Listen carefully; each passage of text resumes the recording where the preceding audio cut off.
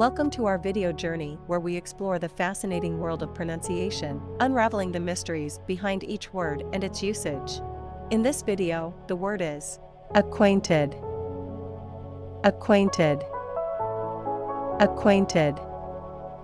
Acquainted is an adjective used to describe a state of being familiar or knowledgeable about someone, something, or a particular situation. It implies a basic level of awareness or recognition. Here are some examples. Example number 1. When attending a party, I became acquainted with several interesting individuals. Why acquainted is used in example number 1. Acquainted highlights the process of meeting and knowing new people. Example number 2. Attending industry conferences is an excellent way to become acquainted with experts in your field. Why acquainted is used in example number 2. Acquainted is relevant in a professional context, indicating networking and gaining industry knowledge.